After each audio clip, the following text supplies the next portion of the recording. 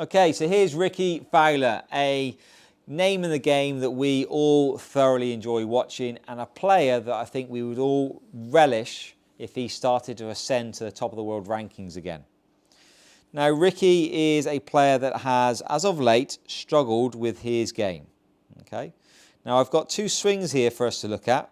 One of his current swing dynamics, and one when, in my opinion, maybe Rickie was swinging slightly better and we're seeing, let's say, a greater volume of higher place finished in events, a higher world ranking, and a lower scoring average. So obviously those three link, and that we can relate back to the video imagery that we're about to see. The video imagery that you're about to watch now, as we play through this sequence, is, in my opinion, some of the reasons why Rickie's currently struggling. Now, Rickie's always been a flamboyant player and always had his own pattern. Rickie's always been a player to get the golf club maybe more around his body in the backswing and slightly laid off than he has worked the golf club in a more vertical state. Now, that just simply means that the golf club tends to get around him in a flatter state. So if we watch Rickie's takeaway, pretty great takeaway, subject to the camera angle, but we definitely see an environment here at the top of the backswing or near the top of the backswing where the club is in a very laid off position, i.e. the golf club is pointing way left of the target line. Now, as a result of a golf club that is essentially pointing way off target, we see a pretty shallow pitched shaft plane. Now, that essentially means that the golf club is already in a very shallow state. Often things you get as a result of that is a compromise in the arm structure at the top of the backswing. And to reference that in a pretty simple format here, the trail arm, or the right arm for a right-handed golfer, is definitely working more away from the body than, let's say, tour average in terms of arm structure. Now, that is going to help and facilitate an idea of a golf club that is maybe working more in a laid-off position, but that does also mean that Rickie is in a state at the top of the backswing that is more of an end range of movement. I certainly wouldn't expect Rickie to have much more in the tank in allowance to allow that golf club to continue to shallow out in transition. If he did have any allowance, the golf club would be almost too shallow to recover for impact. Now, as a result of a golf club getting, in my opinion, a little bit too shallow, a little bit too external, a little bit too far away from him, often the result of that type of movement is that the golf club will often react. It would almost work in the opposite pitch and scenario on the way down. So if I simply state that the golf club is, in my opinion, a little bit too shallow or laid off, we can see in transition the golf club actually starts to steepen quite viciously in transition. Now, often the result of someone getting a bit too laid off at the top of the backswing is the club face gets a little bit open. The reason often people steepen it is either it's worked from an end range of movement and or they feel like they have to react to square the club face. Now, the club face gets a little bit stronger and the golf club is now working in a pretty steep environment.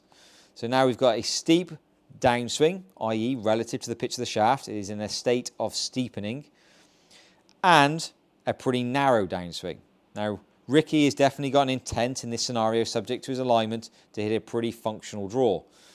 Now, to hit a draw, we've got to make sure that the golf club is working from an inside position. So the golf club is now worked from shallow to steep, but relative to Rickie's intent, he's now going to have to find a way to continue to shallow this golf club. Now, because he's talented enough to manage these variables, he starts to back the golf club out late into the downswing.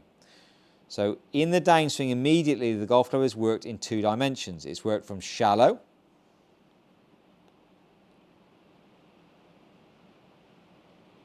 to steep, and then from that position it starts to work into a shallow downswing. Now, because it's shallowing out late in the downswing, effectively now the centre of mass or the golf club is working too far behind him. Now, when a golf club works too far behind him or under plane, which we will start to see as he works down into delivery, we're going to start to see that the golf club has to, by default now, work into the back of the golf ball from a very inside-out perspective. Now, unless Rickie is super talented, which we know he is with his hands and arms, this golf ball is going to head way to the right of target.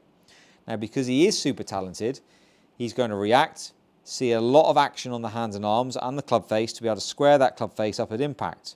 As a result, the arms work too far away from his body, almost catapulting off the edge of his body, and we see a huge close down of the club face.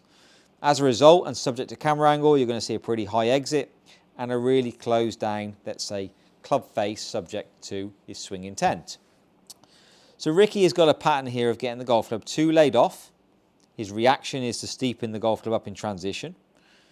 Knowing that this is dysfunctional, he later on starts to shallow the golf club. So we've had almost 2 to 3 changes in pitch of transitions before he's even started to think about strike. That's a lot to compute and a lot of time in to think about through impact. Now here's Rickie playing slightly better golf. Now still not to the best that I think he was playing, but definitely relative to stats, this definitely looks more along the lines of what I would expect Rickie to perform like. Now Rickie's definitely standing a fraction closer at address, which is definitely going to influence a slightly more upward handle plane and club path. Now if I take Rickie to the top of the backswing, we see slightly less, let's say, right arm working away or trail arm working away from the body. Certainly if I draw a pretty vertical line up, we see that the right arm is now much more closer to spine angle. Now, I would say that this is a pretty great structure for Rickie to keep going with. I do see the club face fractionally open. So again, what do most people do with a club face that is fractionally open? Typically, when the golf club gets a little shallow and a little open, obviously we still start to stand the golf club up, but I think it's definitely less prevalent. It's still there. If we have a look at the shaft plane, the change in pitch is still there and the golf club does get slightly steep, but nowhere near to the pitch gradient that we saw previous. So definitely reducing, let's say, the steepness and pitch of the shaft is helping Rickie's game and performance. I'd like to see Rickie actually shallow the golf club out in transition rather than seeing this simple crossover. This is something I think a lot of players would benefit from if they reduce the crossover. Now, because it's a slightly better downswing and the club face is slightly, let's say, stronger, Rickie doesn't have to swing so underplane late on in his downswing. So if we think about a pretty simple plane idea, subject to your characteristics of plane, you're going to see a downswing now that is less reactive, less under, and the club and handle position much more neutral subject to target. Now again, I have no correlation of understanding his intent or his feel. They are individual to himself. But relative to his feet alignment, his delivery is immaculate. So he's no longer having to react and get the golf club working too under plane. He's actually delivering it much more in a neutral environment, which means his exit won't be as far to the right, nor will his club face have to react and close quite as quickly. So you're going to see a much more neutral club face as he starts to exit and a slightly lower exit relative to the target line. I think Rickie would really improve if we saw a slightly more vertical set of the golf club and a slightly strengthened club face at the top of the backswing. That is my opinion. I think in that scenario he'd be able to start to shallow the golf club out and start to improve his rotation through the shot. To be honest, if Rickie was looking for an opinion, which I know he's not, I'd be asking him to hit some pretty strong lofted fades. From there, he could shallow the golf club up, work around the corner, and start to find strike with less manipulation of the face. Either way, Rickie is someone I'm excited to see play golf. I think he's a wonderful ambassador for the game of golf, like I said, and I'm always excited to see his progression. I can't wait to see him back at the top.